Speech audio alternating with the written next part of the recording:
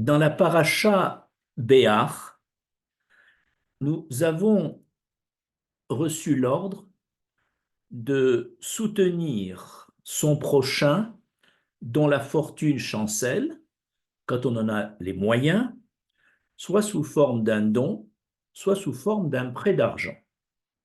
Dans ce dernier cas, si on prête de l'argent, il est absolument interdit de lui prêter avec des intérêts, appelés rébit.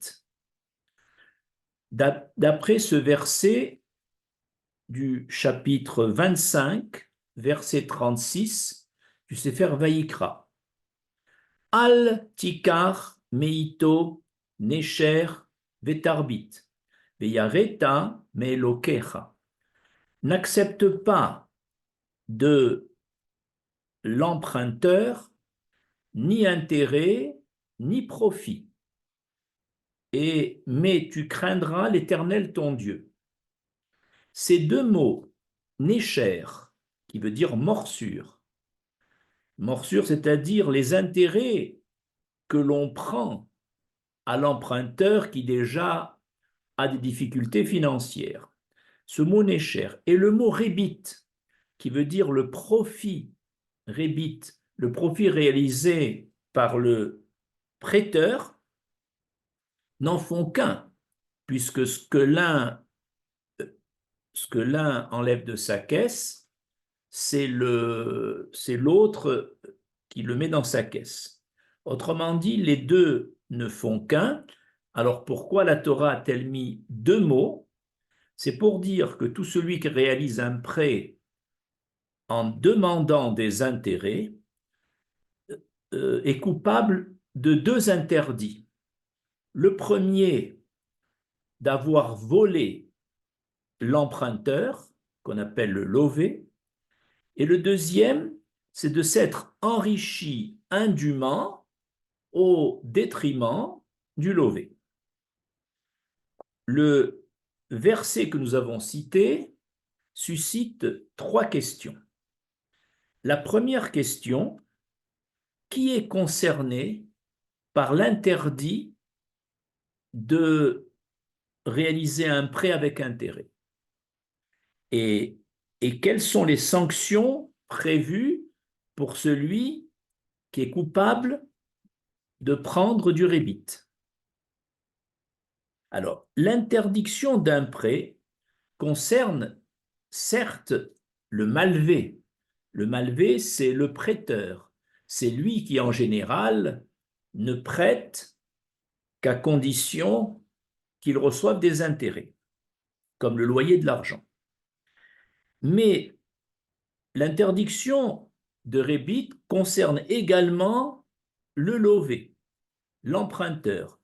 Même si lui a besoin d'argent et qui n'a pas d'autre solution, il est quand même coupable de se prêter à un prêt avec intérêt et de l'accepter.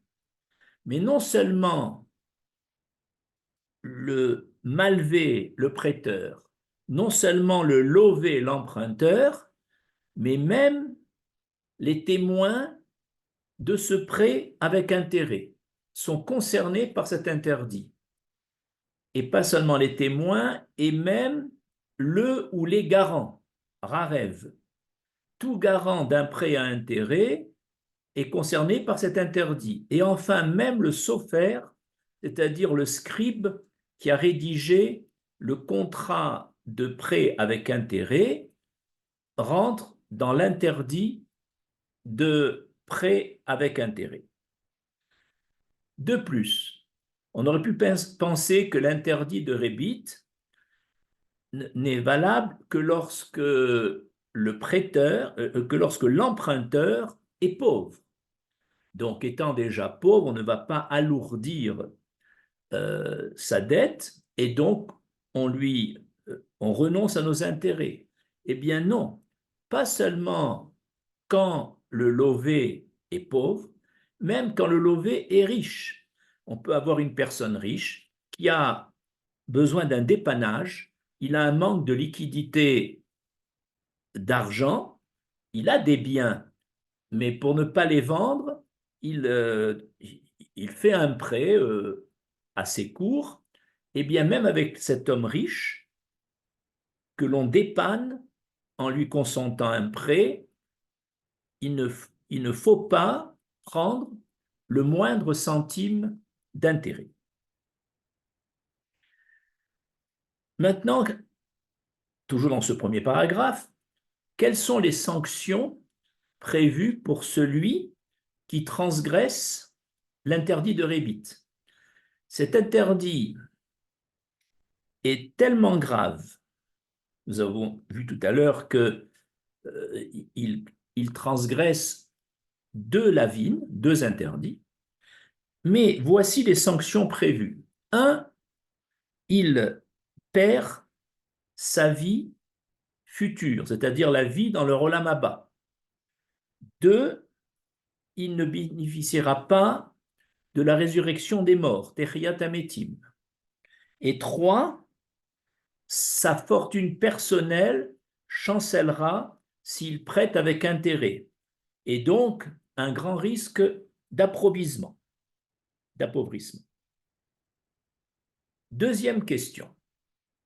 Pourquoi la Torah a-t-elle interdit aux Juifs de prêter avec des intérêts? Nous allons citer 6 raisons pour lesquelles il est interdit de prêter avec rébit.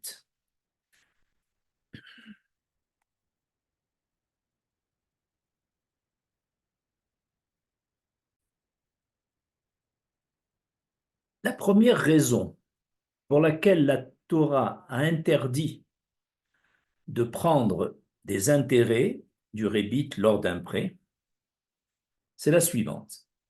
Il est d'usage, lorsque quelqu'un possède un bien, un studio, un bœuf ou tout autre bien, de louer ce bien à une tierce personne pour son utilisation, et cette personne paye le loyer de ce bien, le loyer du studio, le loyer de la location du bœuf. Et cela semble logique et normal, et il n'y a pas d'interdit en cela. Donc il serait logique également que lorsqu'un homme possède un capital financier qu'il aurait pu lui-même faire fructifier, de le céder provisoirement à une tierce personne qui en a besoin, et d'en recevoir un loyer, c'est-à-dire ce qu'on appelle les intérêts, le rébit. Ça serait la normalité. Et c'est pourquoi les nations du monde ont adopté ce principe de prêter de l'argent avec intérêt qui représente le loyer de leur bien. Cependant, Dieu a exigé du peuple juif, qui est appelé dans la Torah une nation de pontifes, une nation sainte, Aram Ségoula, vu son niveau, on exige de ce peuple une attitude de plus haute moralité. Et dans cet acte de bienfaisance que l'on fait envers celui qui a un grand besoin d'argent alors que nous en avons un excédent, de réaliser cet acte en renonçant à tout intérêt dans cette mitzvah d'entraide fraternelle. Voilà pourquoi la Torah nous a demandé, à titre de nation sainte, de renoncer à tout intérêt dans le prêt d'un argent. Deuxième raison, lorsqu'on fait une mitzvah, un commandement divin, cette mitzvah doit être lishma. Lishma, ça veut dire totalement désintéressé. L'Éternel n'apprécie pas ceux qui utilisent la réalisation d'une mitzvah pour ramener les choses à soi, pour en tirer profit. Toute personne qui tire profit d'un commandement de la Torah, son attitude est totalement dépréciée. Voilà pourquoi la Torah a demandé de prêter sans intérêt. La troisième explication, renoncer au rébit, donc aux intérêts d'un capital prêté, c'est développer en même temps notre émouna, notre confiance en Dieu.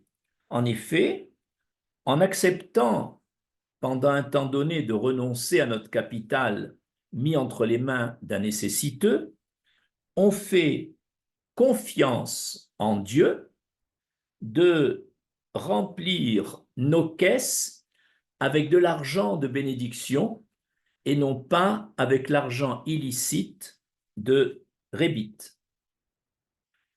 La quatrième explication pour laquelle le rébit nous est interdit.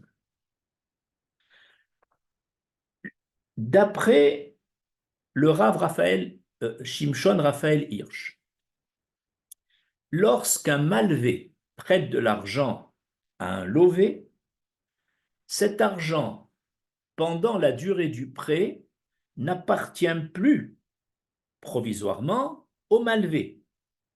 Il ne peut pas donc demander à cet argent dont il s'est désapproprié pour un temps donné, il ne peut pas demander le loyer de cet argent qui ne lui appartient plus. Et pourquoi ça ne lui appartient plus? En effet, pour cet argent excédentaire qui est dans sa caisse, avec laquelle il a pu aider, prêter à un nécessiteux, le malvé va être considéré comme un dépositaire pour la partie excédentaire qu'il va prêter, un dépositaire de Dieu en faveur des nécessiteux. Donc cet argent lui a été confié par Dieu en excédent pour aider, sous forme d'un prêt par exemple, ou sous forme d'un don, les nécessiteux. Donc il ne peut pas, d'un dépôt, tirer un profit pendant que cet argent est prêté. La cinquième explication, selon le Keli Yakar, celui qui fait des affaires avec son capital, dans ses affaires, il ne sait pas si l'affaire va produire des bénéfices en fin de compte ou des pertes. Donc, il va prier pour réussir dans ses affaires et il aura donc les yeux tournés vers l'Éternel qui est le seul à décider si cette affaire va réussir ou échouer. Donc, l'argent qu'il aurait utilisé lui-même pour ses propres affaires, comme on a dit, développe sa émouna, puisqu'il se rapproche d'Hachem. Par contre, celui qui prête ce capital à intérêt, en fixant d'avance un pourcentage, en prenant de plus un gage, au cas où le lové ne lui rembourse pas. Il prend ainsi toutes les garanties possibles, il a le gage, il a un pourcentage prévu, et donc cet homme se détourne d'Hachem. Il a déjà un contrat bien ficelé et il est assuré de ne pas perdre, puisqu'il va gagner, il va reprendre son capital ou le gage et les intérêts prévus. Ainsi, cet homme détourne son cœur de l'Éternel. Donc, sa émouna va baisser. Sixième et dernière explication, en prêtant de l'argent sans intérêt, nous devons ressentir que l'on fait un acte important de chesed, de bienveillance, bien qu'il nous semble qu'en prêtant cet argent, nous en perdons, puisque j'aurais pu faire fructifier cet argent, et pourtant, tout juif doit être convaincu et d'avoir la émouna que ses besoins pour l'année sont décrétés déjà depuis Rosh Hashanah et que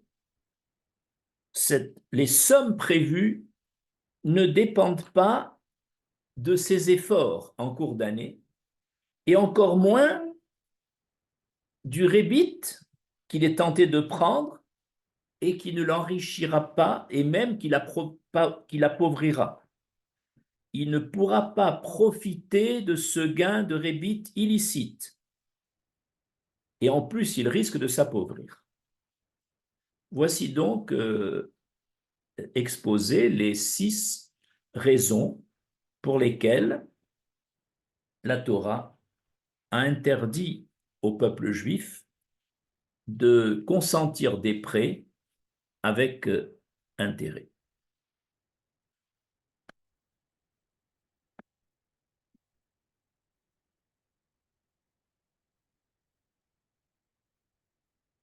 Troisième question qu'on peut se poser. Quels sont les exemples concrets de prise illicite de rébit? Il existe 2 types de rébit. Il y a le rébit de la Torah, qu'on appelle rébit Ketsutsa, où les intérêts sont fixés d'avance entre le malvé et le lové. Et il existe un autre type de rébit, qu'on appelle le rébit des Rabbanan, où les intérêts éventuels ne sont pas fixés d'avance. Donnons des exemples. Donnons 3 exemples de rébit de la Torah. Exemple 1, un lové demande au malvé, prête-moi 100 dinars pour un an. Le malvé lui répond, je te les prête, à condition que dans un an, tu ne me rendes pas 100 dinars, mais tu me rends 115 dinars. Il veut prendre 15 dinars de plus. Le lové pris à la gorge accepte. Cette transaction est illicite. C'est un rébit le plus classique de la Torah, parce qu'il y a déjà un pourcentage ici de 15% fixé à l'avance et accepté par les 2 parties. Exemple 2. Le lové se présente chez le malvé et lui dit, peux-tu me prêter 1 dinar? 1 dinar, c'est 192 proutotes. Et je ne sais pas quand je vais te les rembourser, mais chaque jour qui passera, je t'ajouterai 1 prouta. Si c'est 30 jours, je t'ajouterai 30 proutotes, etc. Eh bien, également, étant donné qu'on a fixé 1 prouta par jour, donc une somme bien déterminée à l'avance, ça s'appelle rébit ketsutsa et ça fait partie du rébit interdit par la Torah. 3e exemple, le lové va chez le malvé, lui dit, peux-tu me prêter 100 dinars et prends mon terrain en gage et je t'autorise à le cultiver et à profiter des récoltes. Eh bien, et jusqu'au jour où je te rembourserai les 100 dinars, mais tu ne me devras rien pour les récoltes que tu as prises. Donc on voit que le malvé va récupérer 100 dinars et les récoltes. Certes, les récoltes ne sont pas, on ne connaît pas la quantité, mais en tout cas, cela fait partie d'un rébit de la Torah. Passons maintenant au 2e type de rébit, le rébit des Rabbanan. là, dans ce cas, l'intérêt n'est pas fixé d'avance. Premier exemple, le lové vient chez le malvé, peux-tu me prêter un CA c'est 12 litres de blé, pour 6 mois par exemple. Et je te rembourserai dans 6 mois un CA de blé. Donc là, apparemment, il n'y a pas de rébit d'Eoraïta puisqu'il n'a rien ajouté. Un CA de blé pour un CA de blé. Il n'en a pas demandé plus, le malvé. Et bien que le malvé ait accepté la transaction, il y a ici rébit des Rabanan. Pourquoi? Parce que le prix du blé au bout de 6 mois peut renchérir sur le marché et donc le malvé, en récupérant 6 mois après les 12 litres de blé, ce blé coûte plus cher, donc il avait prêté un blé qui valait par exemple 2 proutas le kilo, et maintenant le blé vaut 3 proutas le kilo, donc en réalité, il récupère un capital plus grand, bien qu'il n'y ait pas eu de rébit fixé. Voilà un exemple, un premier exemple de rébit d'Erabanan interdit. Alors, comment faire si quelqu'un a besoin d'emprunter un CA de blé? Il lui dit, voilà, je t'emprunte un CA de blé. Combien vaut ce blé sur le marché? Combien coûte un CA aujourd'hui? Cette somme-là, je te la dois et dans 6 mois, je te rembourserai cette somme-là. Et là, la somme, par rapport à la somme, il n'y a pas de problème. Mais si je te rembourse un CA de blé, c'est une transaction illicite. Un deuxième exemple, il lui dit, prête-moi, le lové dit, prête-moi 100 dinars et je te rembourserai d'ici un an, sans intérêt. Et au cas où je ne te rembourserai pas, eh bien, mon terrain de X mètres carrés t'appartiendra. Ça aussi, c'est un rébit des Rabanan. Troisième exemple, ce qu'on appelle le rébit Mukdam, un rébit devancé. Je m'explique. Un lové a l'intention d'emprunter chez un ami plus riche, chez le malvé, une somme d'argent. Pour établir une bonne relation avec lui, un mois avant, il va lui apporter un cadeau comme ça, amical. Et un mois après, il va lui dire, peux-tu me prêter, par exemple, 100 dinars pour 6 mois? Mais en fait, le cadeau qu'il avait fait un mois avant, le malvé l'a reçu. Donc le malvé, effectivement, a prêté 100 dinars. À l'échéance, il va recevoir 100 dinars plus le cadeau qu'il avait reçu à l'avance. Ça s'appelle du rébit mukdam, un rébit devancé. Un quatrième exemple, c'est ce qu'on appelle le rébit meuchar, un rébit qui vient après. Par exemple, le malvé a prêté sans intérêt au lové une somme d'argent.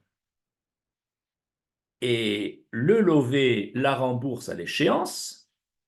Et puis quelques jours après, pour marquer sa gratitude à ce prêt qu'on lui a consenti, le lové, avec une bonne intention, lui apporte un bouquet de fleurs.